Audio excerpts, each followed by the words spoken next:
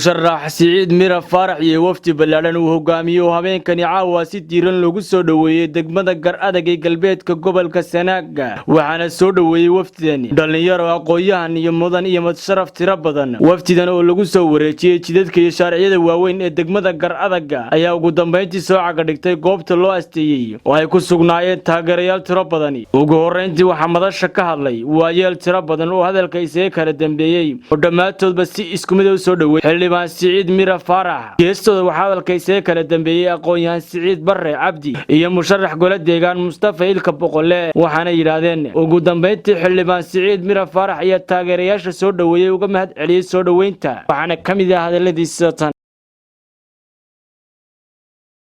mahadsantihiin dhammaan shacabweynaha reer Gar Adag ee ilaa maanta sida la sheegay taagnaa bacadka si ay soo dhaweeyaan xildhibaan isaga laftirkiisu dadka maanta ku soo jiray anaga wafdiga uu hogaaminayoba laakiin hadda hore uu soo gaaray marka aad bay dadku u mahadsan yihiin waqtigan hadda la joogo waa waqti aad u habeenimo waxa laga gaarsiiyaa waa mahadnaq loo mahadnaqo dadka ilaa maanta bacadka taagnaa oo aad iyo aad aan ugu mahad celinayno mar labaad iyo mar saddexaadba sida ay markaasi u soo dhaweeyeen xildhibaanka aan filayo inay codkooda diyaar la yihiin inay siiyaan soo dhow waa ku soo dhaweynaynaa dadweynahana waa salaamaynaa waqtiguna waa waqti habeennimaha weynaynaa Siciid Mira Faarax guure waynu ku soo dhaweynaynaa halkan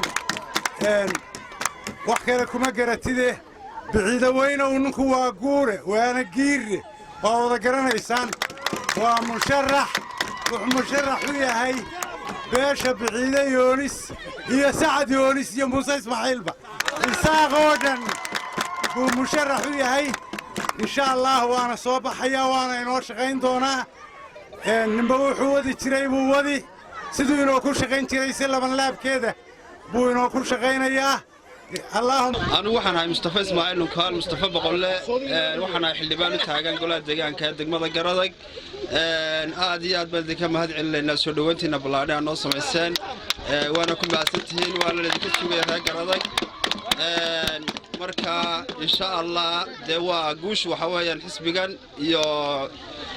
يا محوها يعني حلبان سعيد مرا فرح يعني قال لك قدر دونا إن شاء الله marka aanu garadag baanahay horna waan u haymi kana waanahay soo dhaweey fiican sida ay noo soo dhaweyseen insha Allah ayaan ka fili doonaa mid ka sii balaaran farta marka insha Allah ay gaadhana ugu horreyn waxaan ilaahay baa mahad leh mar labaad waxaan u mahadnaqayaa shacabweynaha reer Gar Adag ee rag iyo haween dhalinyaro iyo aqoonyahan odayaal iyo aan noog ii kala harin soo dhaweynteeda aniga waftigaan hogaaminayo run ahaantii waa waqti dambe maanta oo ma bacad taagnaydeen waa dhaxan aad baan idinka mahadnaqaynaa soo dhawaynta ay samayseen ee sharaftaana sharafteen